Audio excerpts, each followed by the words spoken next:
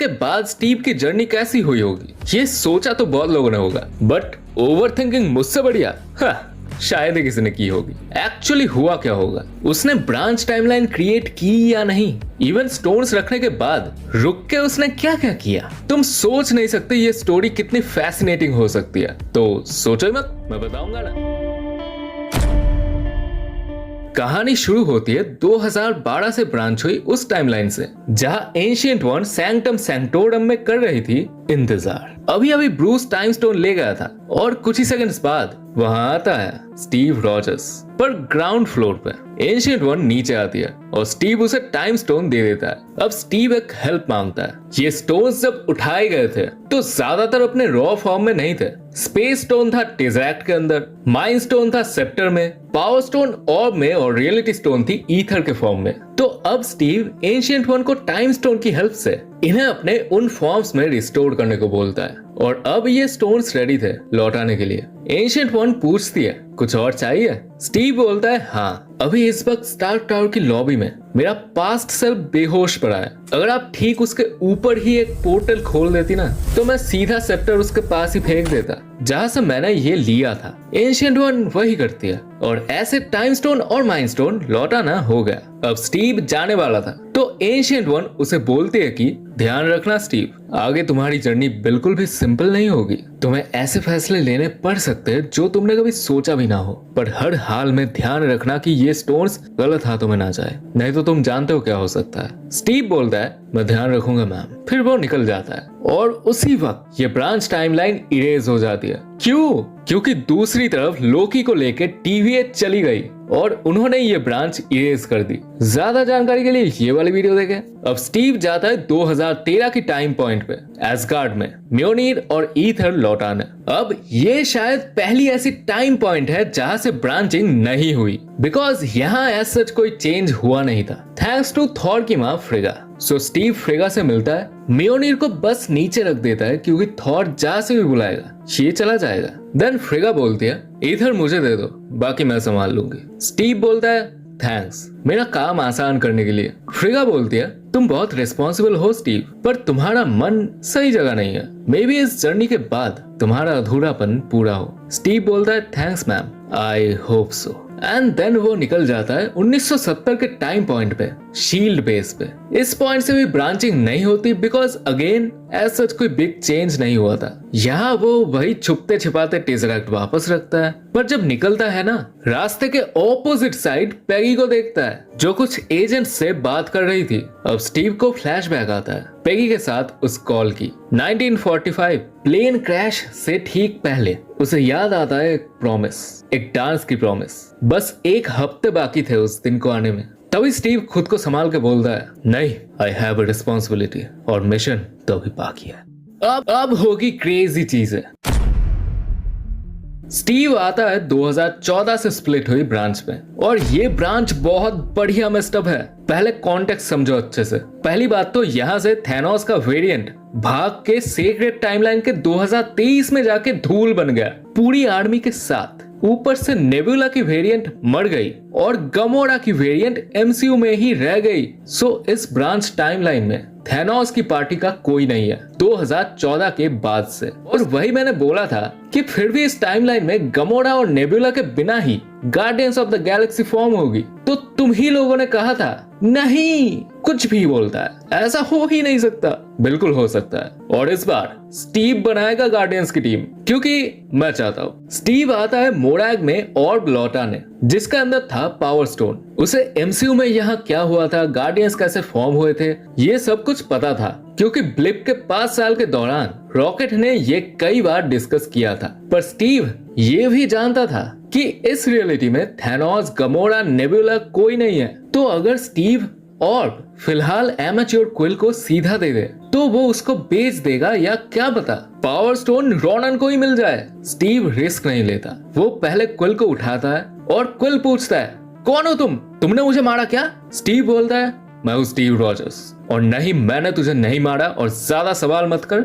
ये देख मेरे हाथ में ऑर्ब। क्विल लेना चाहता है। स्टीव बोलता है नहीं, तुम जानते भी हो ये क्या है, ये सिर्फ एक खजाना नहीं, इसके अंदर एक इन्फिनिटी स्टोन है और अगर ये गलत हाथों में गया ना तो पूरे गैलेक्सी को खतरा हो सकता है। सो अगर तुम मुझे वादा करो कि तुम उल्टा सीधा कुछ नहीं करोगे तो ही मैं ये स्टोन तुम्हें दूंगा। तो बोलो, क्या तुम ऐसी कोई जगह जानते हो जहाँ ये सुरक्षित रहेगा? क्विल तो क्विल था, मन ही मन वो ये बिलीव नहीं करता। वो बोलता है ओके मैं जानता हूँ, मे बी नोवा कॉर्प्स, इसलिए हमें ज़ेंडार प्लैनेट में जाना पड़ेगा। इसी बातचीत के दौरान रोनन के चमचे ऑर्ब को लेने आ जाते हैं। पर अब जब थैनोस नहीं है तो रोनन को पावर स्टोन क्यों चाहिए? क्योंकि रोनन खुद के लिए पावर स्टोन चाहता था ताकि वो ज़ेंडार प्लैनेट को डिस्ट्रॉय कर सके।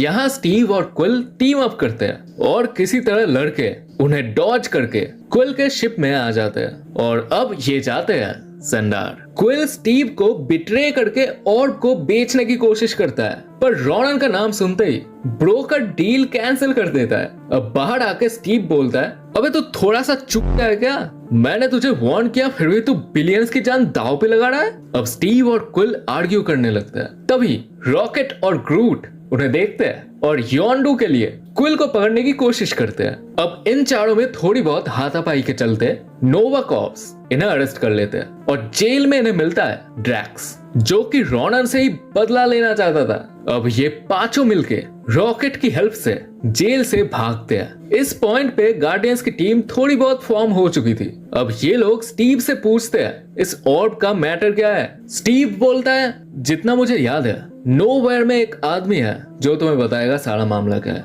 अब ये लोग जाते हैं कलेक्टर के पास जो उन्हें वीएफएक्स के साथ इन्फिनिटी स्टोन्स का ज्ञान देता है और उस गुलाबी लॉन्डी की वजह से इन्हें स्टोन्स की पावर्स का अंदाजा लग जाता है। और स्टीव तो पहले से ही जानता था। अब स्टार लॉर्ड कन्विंस था कि किसी भी हाल में ऑर्ब रोनन के हाथ में नहीं दे सकते। तभी ड्रैक्स ने रोनन को बुला लिया था जो कि यहाँ आके इनसे लड़के ऑर्ब ले जाता है। अब क्विल को योंडू ले जाना चाहता है पर स्टीव समझाता है कि मामला गंभीर है। अब सारे रेवेंजर्स मिलके ज़ेंडार आते हैं। अब कहानी kind of guardians of the Galaxy volume 1 की तरह ही होती है, बस मैंने गमोरा के रोल स्टीव को दे दिया थोड़े बहुत। फाइनल फाइट में स्टीव थोड़ी लीडरशिप दिखाता है और क्विल पावर स्टोन से रोनन को मार देता है। तो ऐसे इस ब्रांच में गार्डियंस फॉर्म हो चुकी। अब स्टीव अगले डेस्टिनेशन में जाने के लिए तैयार होता है। गार्डियंस ही उसे लिफ्ट देते हैं वॉर्मेयर तक जहां उसे लौटाना था आखिरी स्टोन, सोल स्टोन। पहाड़ चढ़ते हुए स्टीव सोचता है इतनी दूर तो आ गया पर एग्जैक्टली जाना कहाँ है। तभी उसके सामने आता है रेड स्कल। बोलता है, स्टीव रॉजर्स, जोसेफ रॉजर्स का बेटा। स्टीव बोलता है, स्कल तुम यहाँ हो? तो तुम ही वो उड़ती हुई लाल खोपड़ी और जिसकी बात क्लिंट कर रहा था। इतने सालों बाद मिलके अच्छा लगा। स्कल बोलता है, सालों से मैं यहाँ हूँ, मेरी लालच ने मुझे यहाँ भेज दिया और यहाँ मुझे मिला एक श्राप या फिर पर्पस, निगरानी करना, जो यहाँ आएंगे उन्हें गाइड करना, पर खुद कभी टच भी नहीं कर सकता। तुम्हें तो पता ही होगा Rogers, purpose can be a prison. क्या कहते हो? स्टीव नीचे अपने हाथ में सोल स्टोन की तरफ देखते हुए कहता है, जितना मैंने सोचा था उससे बहुत ज्यादा टाइम तक मैं ये बोझ उठा चुका हूँ, बोझ जिम्मेदारियों की और उम्मीदों की। एंड स्टिल मैं नहीं जानता कि मुझे इस बोझ को उतारने की इजाजत है भी कि नहीं। स्कल तुम भी उतना ही बंधे हुए हो जितना मैं हूँ, बस तुम इसे ड्यूटी कहते हो और मैं इसे कहता हूँ कर्स।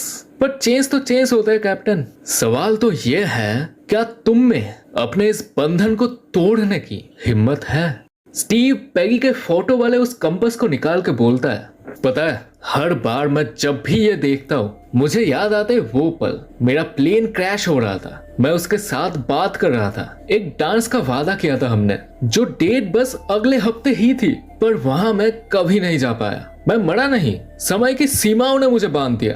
बार बार मैं यही सोचता था कि काश एक बार मैं समय के उस दूसरे छोर पे जाके उसके साथ कुछ पल और बिता पाता। इवन तब मैं जानता था ये पॉसिबल नहीं है, पर आज अभी ये पॉसिबल है।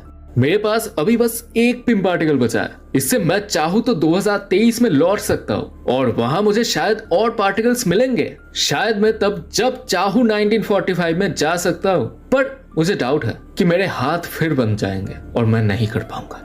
लेकिन एक और ऑप्शन है, मैं अभी सीधा 1945 में उसी हफ्ते वापस जा सकता हूँ जब मेरा प्लेन क्रैश हुआ था, पर तब मेरे पास वापस 2023 में जाने के लिए पार्टिकल्स नहीं बचेंगे। पर क्या मैं सेल्फिश नहीं लगूंगा ये करते हुए? दुनिया के लिए इतना कुछ करने के बाद, अपना 100% देने के बाद, क्या मैं रिटायरमेंट डिजर्व भी करता हूँ? क्या ये उन सबको धोखा देना नहीं होगा जिनके लिए मैं खड़ा था? स्कल बोलता है, अच्छा बोलो रॉजर्स, जब तुम शांति के बारे में सोचते हो तुम्हें क्या दिखता है? स्टीव बोलता है, पेगी, ऑलवेज पेगी, वो जिंदगी जो मैंने कभी नहीं जी, वो डांस डेट जो कभी नहीं आया।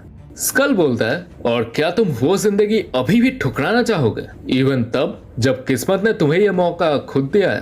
कैप्टन, सवाल ये नहीं है कि तुम पीस डिजर्व भी करते हो कि नहीं, सवाल ये है कि क्या तुम पीस एक्सेप्ट कर पाओगे? स्टीव बोलता है, मैं उसकी आंखों में कैसे देखूंगा, ये जानते हो कि मैं सब कुछ छोड़ के आया हूँ। स्कल बोलता है, अच्छा, और अगर नहीं गए तो भी तुम उसकी आंखों में कैसे देखोगे, ये जानते हुए कि मौका मिलने के बाद भी तुम उसे छोड़ के आए हो?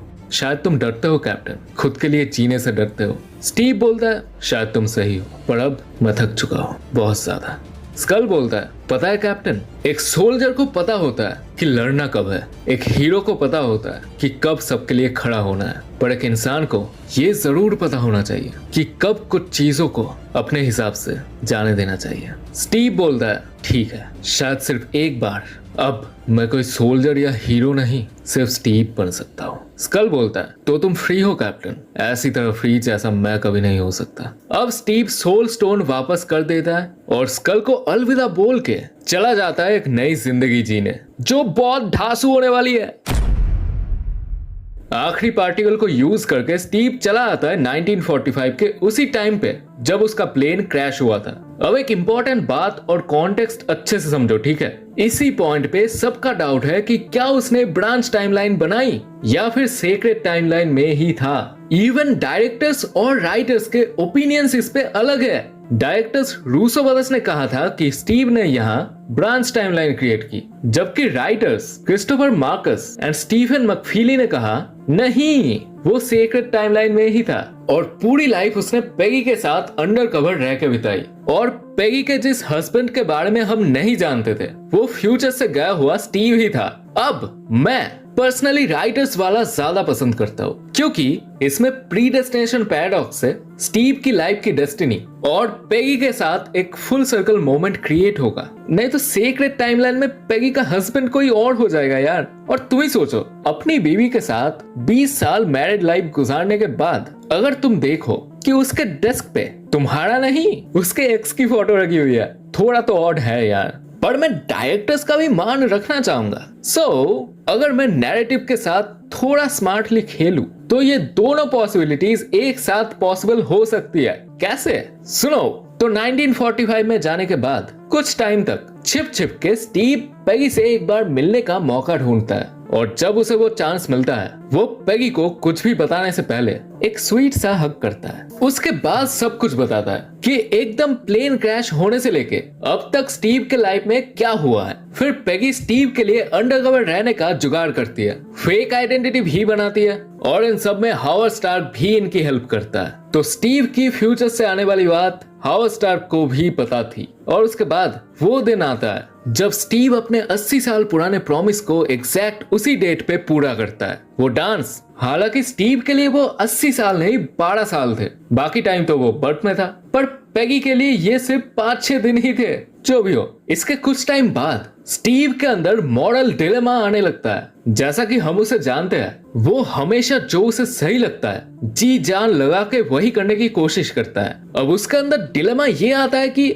सही क्या है और ज्यादा सही क्या है। मतलब ऑप्शन 1 इज उसको फ्यूचर में बड़े बड़े खतरे आने वाले पता है, तो अगर वो अभी से सबको इन्फॉर्म कर दे तो शायद ये लोग लोकी, अल्ट्रॉन, थैनोस सबको पहले से ही रोक सकते हैं या हरा सकते हैं। पर ऑप्शन 2 इज वो कुछ ना बताए और अपनी एक नई लाइफ जिए, क्योंकि अगर फ्यूचर के बारे में बताया तो टाइमलाइन सेम नहीं रहेगी। और स्टीव के लिए दोनों ऑप्शन सही थे और वो फाइनली चूज करता है दोनों ऑप्शंस अलग अलग टाइमलाइन में। मतलब चूज करने से ठीक पहले टाइमलाइन की ब्रांचिंग हो गई। सीक्रेट टाइमलाइन में उसने ऑप्शन 2 चूज किया, पर ब्रांच टाइमलाइन में ऑप्शन 1। तो ऐसे सीक्रेट टाइमलाइन में सब कुछ सेम रहता है। स्टीव अपनी लाइफ जीता है और ऐसे ऐसे क्रिमिनल्स से लड़ता है जिनके बारे में उसे पहले से पता नहीं था। और ये वाले इवेंट्स ना सीक्रेट टाइमलाइन में भी कैनन है। स्टीव ने अंडरकवर रह के इनका सामना किया था, शील्ड की बहुत ज्यादा मदद की उसने। बस हमें नहीं पता था कि उन इवेंट्स में फ्यूचर से गया हुआ स्टीव भी इन्वॉल्व था। और सुमड़ी में वो हावर्ड स्टार्क से ही एक नई शील्ड बनवाता है जो बाद में वो सैम को दे देता है। और दूसरी तरफ उस ब्रांच टाइमलाइन में स्टीव बिना खुद को रोके खुली किताब बनके सारे खतरों को पहले ही रोकने की कोशिश करता है। और उस पे एक अलग वीडियो बन सकती है। लेकिन उससे पहले तुम मुझे बताओ ये वीडियो कैसा लगा।